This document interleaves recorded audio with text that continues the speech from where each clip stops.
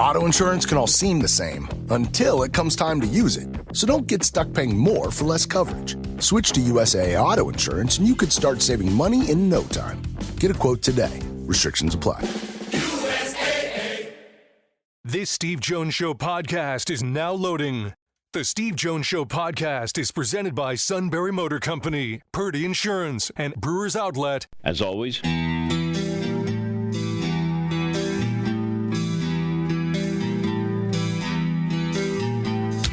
bringing you an in-depth look at Penn State sports and more. This is the Steve Jones Show on News Radio 1070 WKOK. The Steve Jones Show is presented by Sunbury Motor Company, Purdy Insurance, and Brewers Outlet. Now from the Sunbury Motor Studio, here's Steve Jones.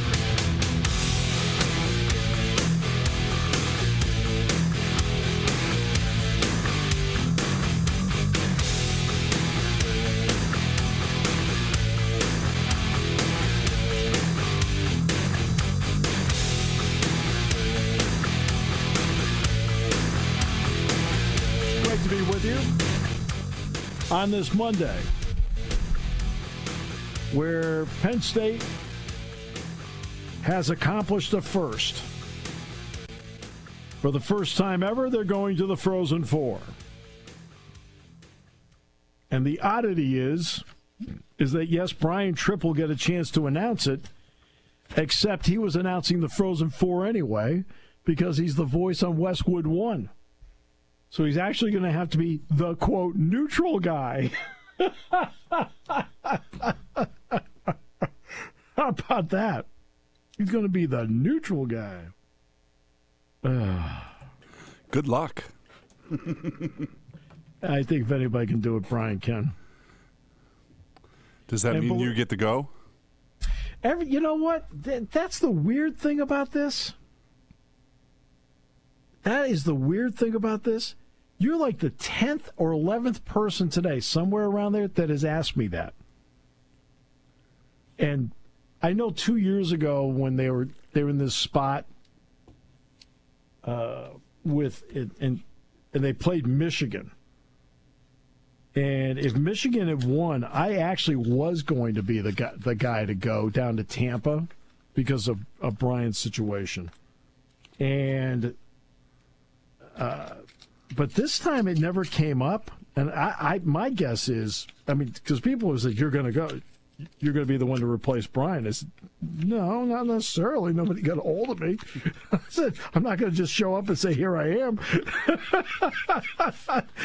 My guess is Eric Olson will do it. Be an easy way to get in for free to watch it. Oh, you don't need me? Yeah, I could. How are you? how? Or I could do it like they do in Massachusetts. How are you? Sound like my cousins. How are you? Oh, goodness gracious. So yeah, but that's. I mean, even Dick Girardi just called me. Literally, DJ just called me. We're talking about something else. We're talking about Kevin Willard. Kevin Willard. Let me put it this way. He's now Villanova's problem. All right. I'll leave it at that.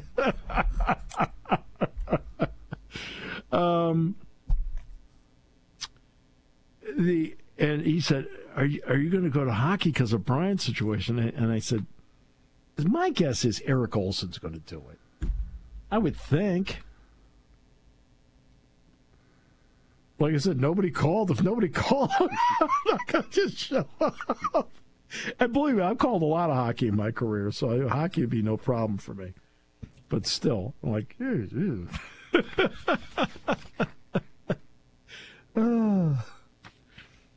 That's why when you brought it up, that's why I laughed, because you're not the first person today by a wide margin. You're just like in a line.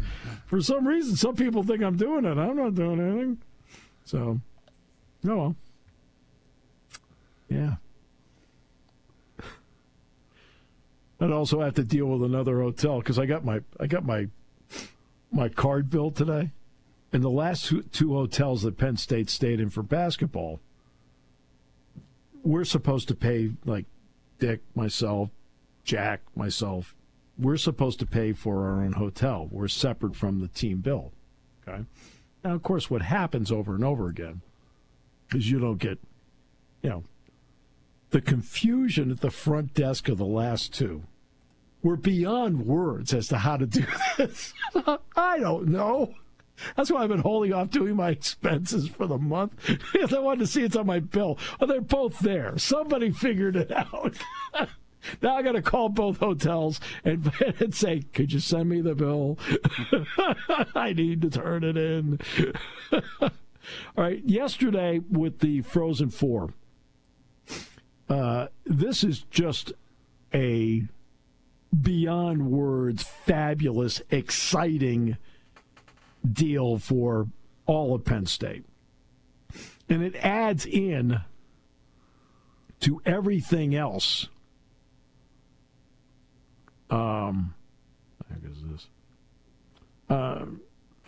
With everything else that's happened this year. Incredible national championship run women's volleyball, especially everything surrounding Katie's situation. Incredible national championship run. Penn State wrestling, second ever with 10 All-Americans and a points record. Women's soccer Elite Eight. Penn State football Final Four. Penn State men's ice hockey Frozen Four. Right? And you have seasons that aren't even over yet. Women's gymnastics has been doing well. Men's lacrosse is now ranked second. Women's lacrosse had great wins the last 2 weeks. Baseball's been playing great. By the way, they're going to make up their game with Bucknell tomorrow. The one where everybody was going to freeze to death last week if they played. And it's been just quite a run. Now, yesterday, the ability to go out and get that goal 30 seconds later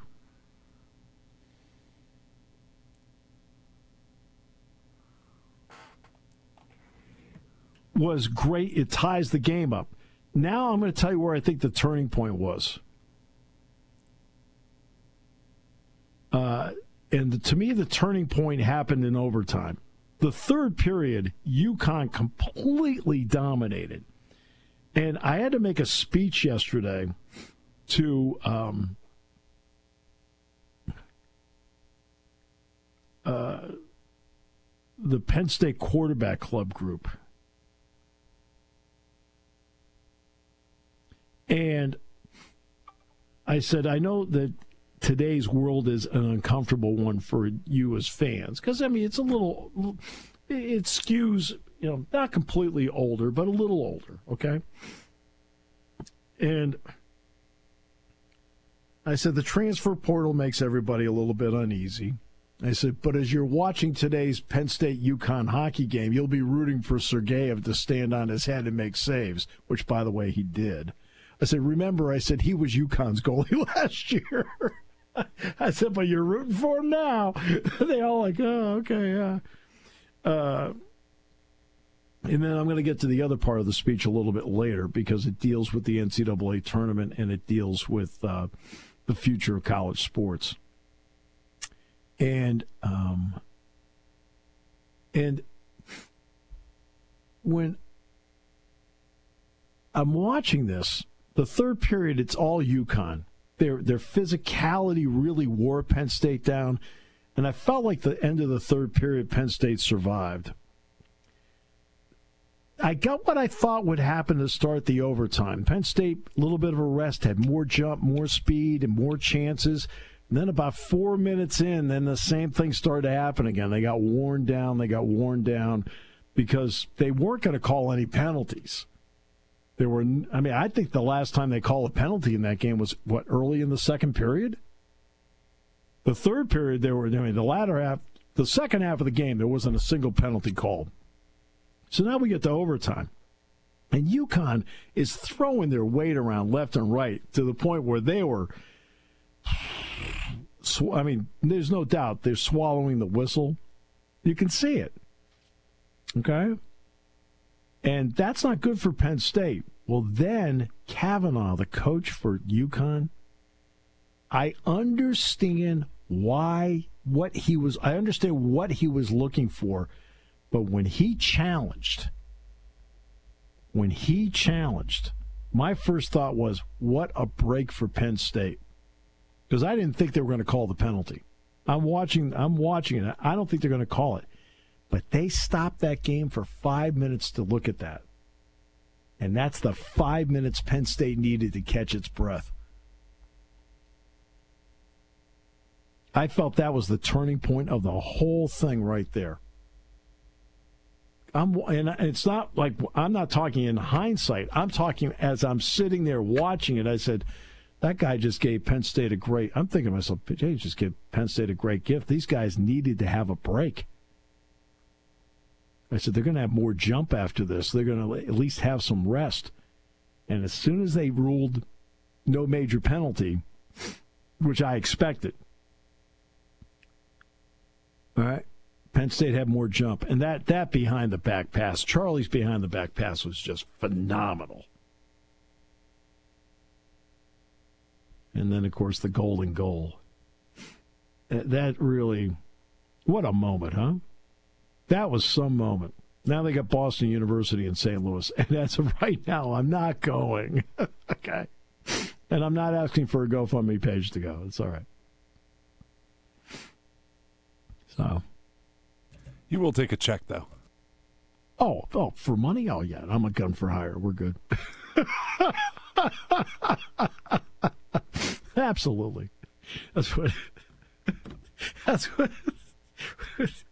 Jack Ham and I, we need a fourth for golf. And Mike Wagner, you know Mike, who was on the Super Bowl winning teams with Jack at safety. It was just one of the greatest guys going, right? The running joke Jack and I always have, if we needed a fourth, we'd call Mike because Mike was a gun for hire. Right. Well, I'm a gun for hire. I'll go to St. Louis. I have no problem. I'm not doing anything that weekend. So there you go. I just did something for a ham sandwich last week. I can't make fun. That's right. You got a free lunch out of that, right? I did. Well done. Was the lunch good? It was all right. Actually, like Penn State, the most impressive part at Susquehanna was the cookies. There you go. Very nice. Very nice. Now, I do know that some of the people in my class worked the hockey game yesterday. I show up today. Now, one student, she did get a hold of me and explain why she couldn't be there this morning. Okay. All the other ones, of course, I have 20 kids in class. You know how many showed up today? 6. Like, really? Really? But Professor Jones, they're going to the Frozen Four. Yeah. You want to know how many times in my life I got back late at night and showed up the next day to work?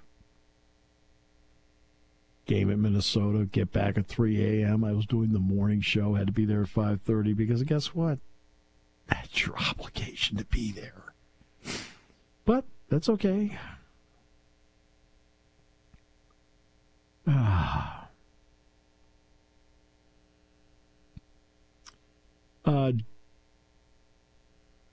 We're going to have, Aaron Bracy on today, right? Yeah, next segment. Yeah, next segment, 1:35.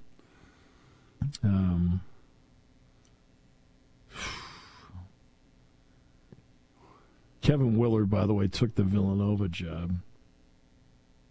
Question is, let's see, who would be the candidates to take over at Maryland? Right. So the Athletic put together a list. Let's see. So let's see who wrote this article. Let's just see here. Give credit. Brendan Marks from The Athletic. He wrote it yesterday.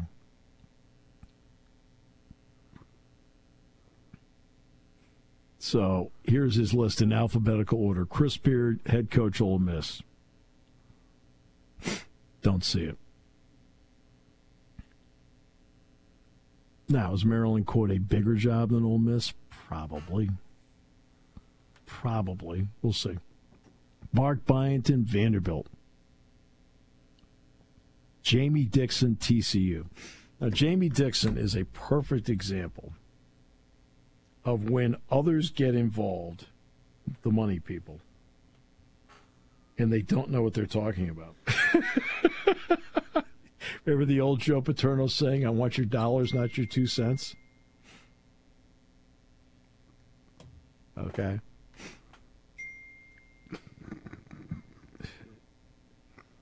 I just got a text from the suit. I just realized that he sent it to both of us because I heard the ding on my reply. Perfect. Right. All right. We'll get to it in a second, okay? Yeah. All right. And he also sent me a step-by-step thing on how to connect the new phone system he has here. I'm not doing that yet.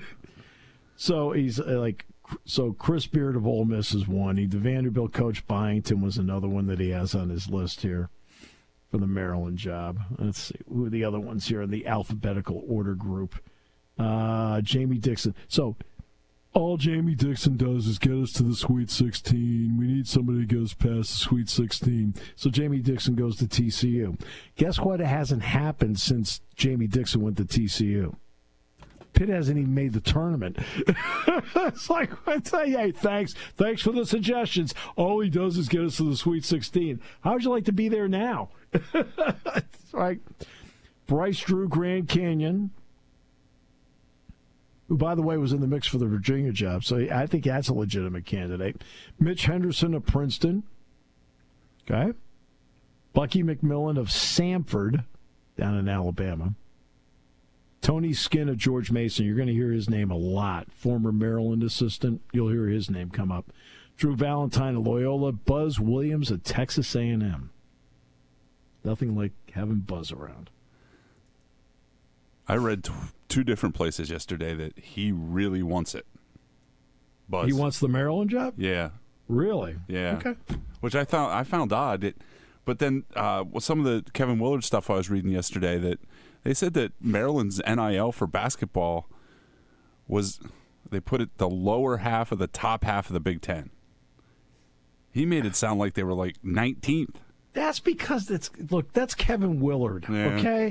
Okay. I'm not going to sit here and tell everybody everything I quote know. How about that? Okay. I'm not going to do that. All right. Okay. There are not tears being shed in the office today. How about that? No, and I wonder if I thought his reaction maybe might get Villanova maybe to have some second thoughts, but I guess it didn't. Schools like Villanova and so forth are going to be interesting moving forward, because remember, they don't have to do. They have up to $20.5 million. Now they're not going to. Villanova's not going to go $20.5 million. But instead of having to throw their money also toward football, they're primarily going to throw their money at basketball on the revenue share. See, that's the difference right there. It's going to be interesting to see how those schools do moving forward that only have basketball, quote, to worry about. All right, you want to hear the golden goal yesterday?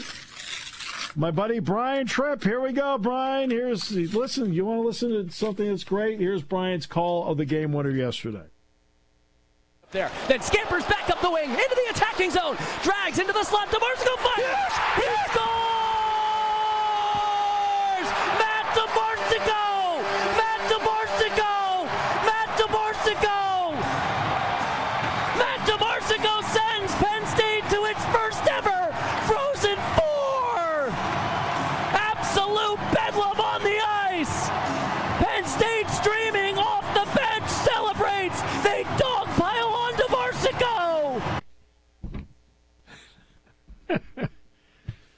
Well, if that doesn't give you chills, you are a dull person.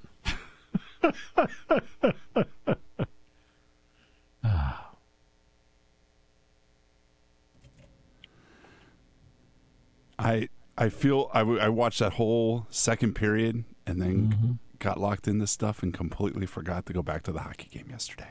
Oh, no, I watched all of it. I watched all of it. I was like, I was so into what was going on. I knew you would be. Well, you know, it's funny because if I go to a game, I normally do just go over and sit by Brian and Eric. You know, so I'll sit in the box because, I mean, I sort of get stopped, which is fine. I understand that. Yeah, at this point in my career, I do get it, okay? I got it. And, and the last time I went to a game, it was, you know, somebody said, we heard that the ushers, an usher, because I went around to see friends that wanted to come down, wanted me to say hi to them. You know the Goloszewskis, right? And I said, sure, I'll go over. So, of course, going over there took a period of time, which is fine. I got it, you know. Some people wanted pictures and whatever, and you just, you know, and you're more than happy to. It's just nice that people are so nice to you. Well, the usher says to me, I heard you're a big hockey fan, but I never see you here. I said, well, you don't see me here because I don't walk around the concourse. Okay. Said I kind of just try to slip in and watch. He goes, and the guy looks at me and goes, yeah, I know. I saw you come up the aisle. It sort of makes sense. I said, what the heck? I heard you're a big hockey fan. I just don't see you. I said, well, I don't usually make it over to this part of the rink. Oh. You should have said the rest of your entourage doesn't like it. Oh, what entourage? They're in any entourage. Hi, this is C. It's time for basketball, and Uber Eats is dropping deals on game day favorites to keep you locked in on the action. Like when you're craving a buzzer beater, but also buffalo wings. Or when an upset makes you want to ugly cry into a pizza. And right now, Uber Eats has game day deals from McDonald's, Popeyes, Pizza Hut, Wendy's, and hundreds more local favorites. So you can keep your eyes on the ball and your hands on a hamburger. Order now, only on Uber Eats. Product availability varies by region. See app for details.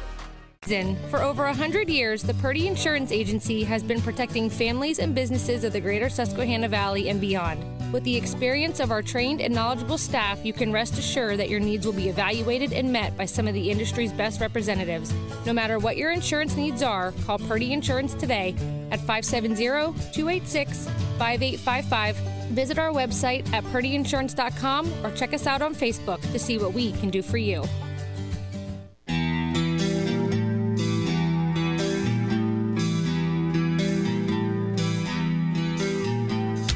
Bringing you an in-depth look at Penn State sports and more. This is the Steve Jones Show on News Radio 1070 WKOK. The Steve Jones Show is presented by Brewers Outlet, Sunbury Motor Company, and Purdy Insurance.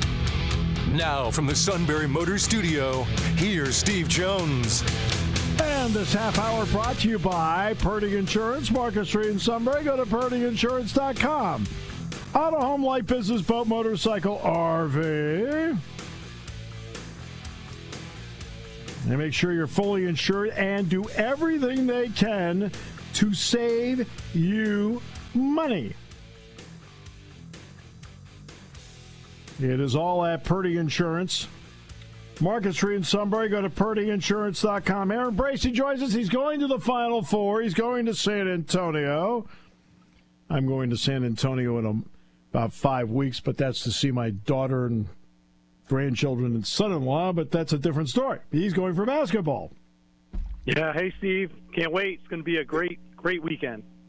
4-1s, we always do analysis as if it's some long-term deal. Every tournament, to me, is an entity unto itself. It just turns out these 4 ones are the ones that won and got there. What have you seen competitively in terms of the level of competition in this tournament to this point? I think the competition has been good overall. I think these 4 teams clearly have been better than everybody. Obviously, they're here, but just like watching yesterday, like you've seen Michigan State a bunch, Steve, and you don't see teams like kind of out physical Michigan State teams. Right. And the way Auburn took it to Michigan State, they were like clearly better physically, athletically, and you don't see that too often with teams from the Big Ten, especially at this level. And Michigan State gave it their all. Obviously, their effort, that early 17-0 run was too much to overcome. But these 4 teams are just, I mean, you have with Houston, the number 1 defensive team, Duke, the number 1 offensive team. These are the top 4 Ken Pom teams. They've just been head and shoulders above everybody. Well, but I think the key is, like, let's take Duke, for example.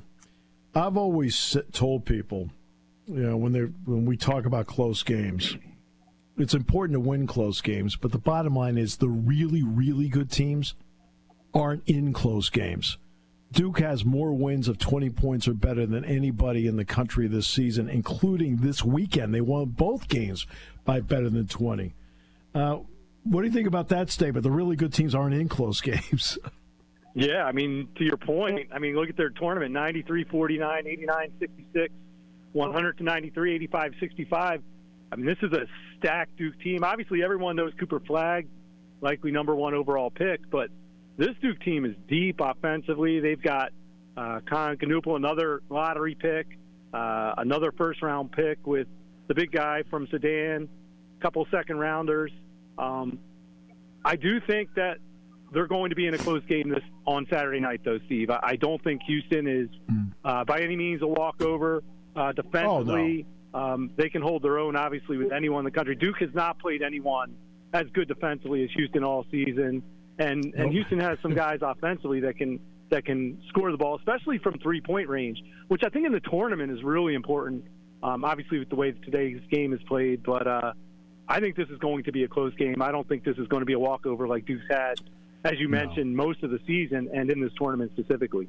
Yeah, Houston's the best defensive team in the country. But I will say this, the game against Tennessee set the game back 40 years. It just from an entertainment point of view, that was a horrible basketball game. That was a rock fight. 15 points in the first half.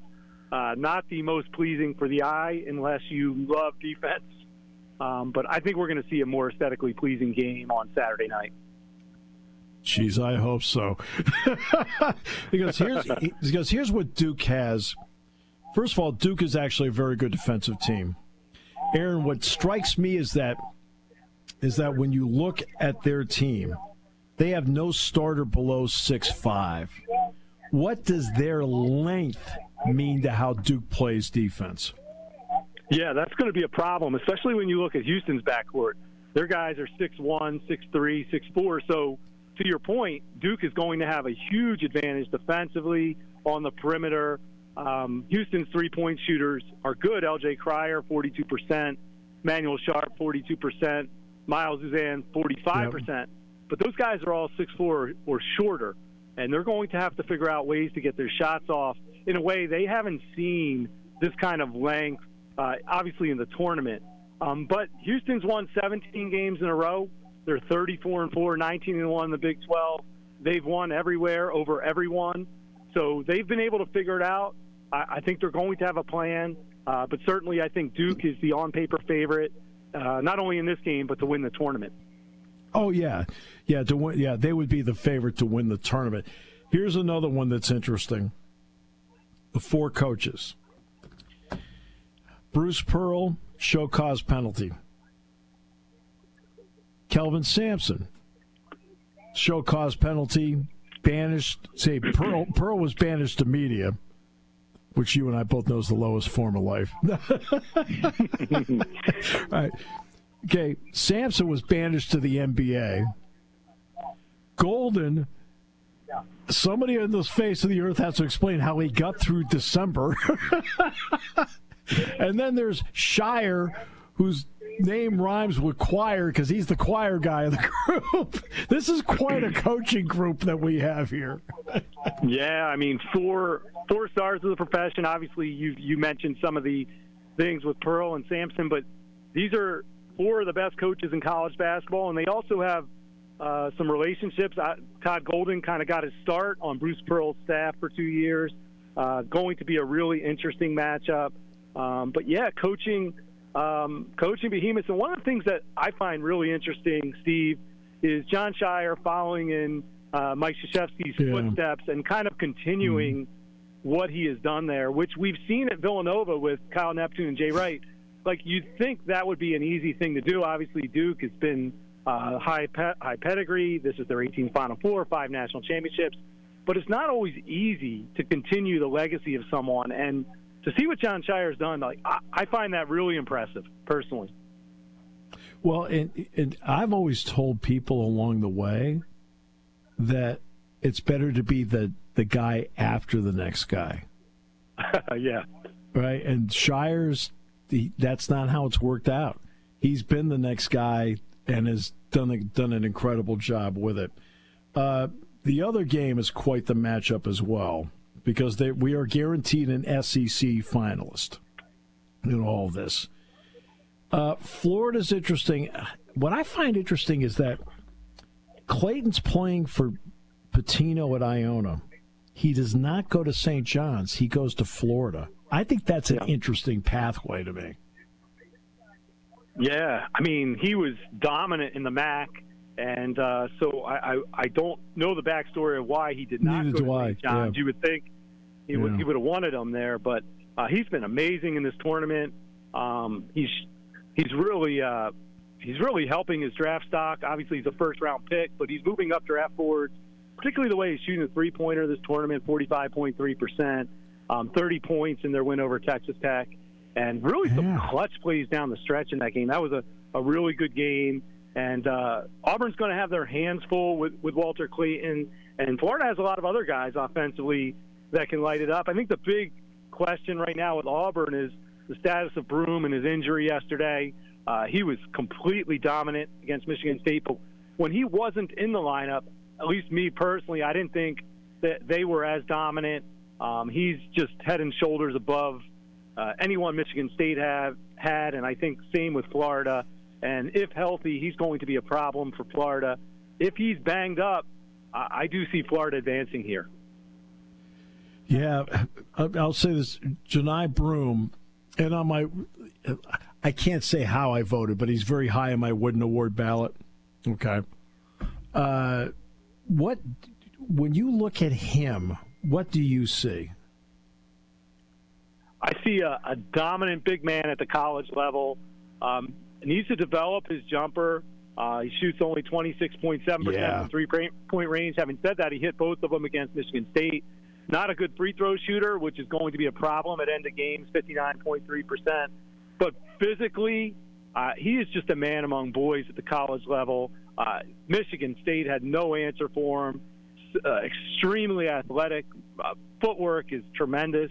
Shares the basketball, draws double teams. Really a good passer from the post. Really can do it all, except needs to develop, I think, the jumper. I think really to be effective, even more so at the next level, and the free throw shooting. But in this game, I don't think Florida has anyone that can stop him if healthy. He put up, 25 and 14 against Michigan State. I think he'll put up similar numbers against Florida.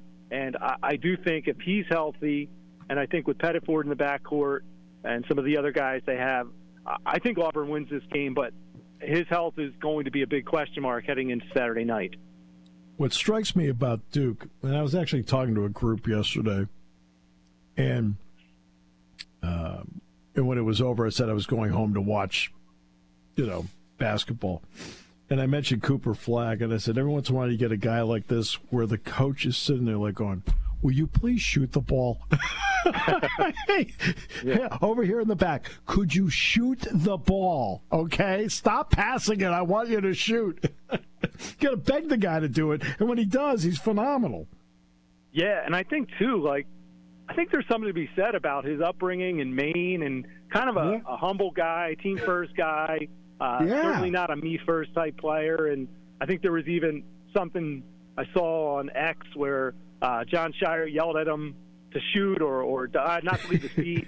And he said, yes, sir. And it's just something that you don't see as much anymore. But I think to your point, like at times, the best thing that you can do for your team is to be the selfish player and be the player that you are and take those shots. Sometimes the best thing you can do for your team is to put the game on your shoulders. And to your point, like against Alabama the other night, he didn't really have it going. He did kind of get to 16 points, but it was some of the other guys that really were the stars of the show Saturday. But I think this Saturday, they're going to need a different Cooper Flagg against Houston. They're going to need the guy that is the consensus number one pick. Yes. And to your point, they're going to need him to, make it about him and not about the team, because that's what his team will need him to do. Well, this is what I find interesting.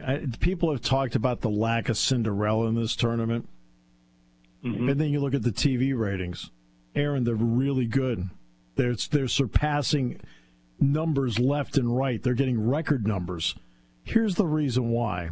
If you look at past ratings, Cinderella's shelf life lasts the first weekend for the fans. It's kind of cool to talk about, but it gets to the Sweet 16, it's always the lowest rated game over and over and over again when Cinderella's in the game. Because it's been chalk and big names, people are watching because that's what they want to watch. You're 100% right, Steve. The Cinderella story is what carries the first weekend. And I do think the NCAA tournament and the NCAA needs to be careful here not to lose that, because we did have McNeese State, but we did not have all the Power 5 conference had all 16 Sweet 16 teams. So we need to be a little careful, in my personal opinion, not to lose that. But to your point, from the second weekend on, that's when everyone wants to see the Kentuckys and the Dukes and the North Carolinas and the Kansases and the USCs or whomever it may be, UCLA. That's when you want to see the top teams. And this year, you're getting it. I mean, you're not getting just 4 number 1 seeds, Steve. You're getting the 4 best teams in college basketball. And arguably, these 4 teams are as good as any 4 teams. I don't know. You say, I know the UConn teams have been good, but for me, like, these 4 teams are outstanding in a way that we haven't seen in quite the same way. And partly because you've got, a lot of, fourth and fifth year guys. These guys, this is a different college basketball than we've seen in the past. Very, very experienced, very talented, guys who've been around, guys who can play, obviously. So these are just 4 outstanding teams. I think the ratings Saturday night are probably going to break all the records. Yes, and plus it's on CBS and not TBS. Let's not forget that. That played a major role in last year's ratings. It was on TBS. No doubt. Just like when you see the Stanley Cup this year, and I say this with all due respect, the Stanley Cup will be lower this year no matter who's playing in it because it's on TNT as opposed to ESPN, ABC. It's just, it plays a role. And I agree with you. I think it's going to get ratings beyond words because of the combination. And here's the other one. Ken Pomeroy does his ratings, so the Ken Pom ratings. Mm-hmm. And it's great analytics. His ratings go back to 1996. On historical ratings, going all the way back to 96, these 4 teams are statistically in his top 10 since 96. Not just this year. Since 96. That tells you a lot. Sure does. My friend, great work as always. Love talking hoops with you. Have a great time in San Antonio, okay? Absolutely, Steve. Anytime. Love talking to you guys, and really looking forward to Saturday night. Should be a great weekend. You do great work, Aaron. Thanks so much. Thanks, guys. Half hour brought to you by our good friends at Purdy Insurance. Market Street in Sunbury. Go to purdyinsurance.com here on News Radio 1070 WKOK. party time, game time, or just fun time. Doesn't matter what time it is because it's Brewers Outlet time. The beverage supermarket has the area's largest beer selection, imports, microbrews, ciders, and domestics. Pick from over 100 ice-cold 12-packs and dozens of 24-ounce singles. Soda, snacks, hot sauces, fresh roasted peanuts. Make it one-stop party shopping, and don't forget the pickle bar. So whatever you're celebrating or just doing it up, Brewers Outlet, Reagan Street, Sunbury wants to see you. And thank you for your years of patronage. When car repairs get difficult. Well, I just don't know. Me neither. We get good. Sunbury Motors.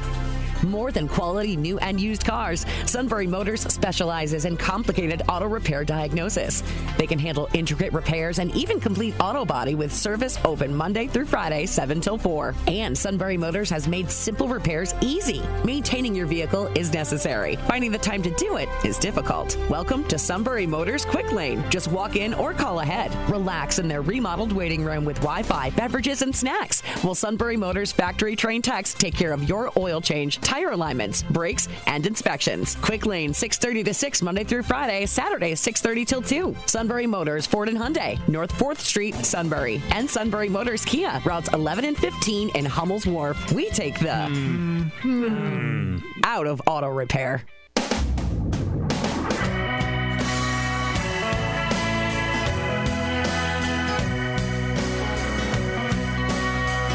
It's interesting that we try to take a year and shows such as these or columns in newspapers try to then project what a major trend is. And it's all educated guessing, as I point out. To me, every year is an entity unto itself. It's not the first time ever we've had 4 1 seeds. Okay? Turned out the 1 seeds won. Pathway, quality of team. It's the way it goes. Now, the death of the mid-major making runs, I think, has the potential to be exaggerated.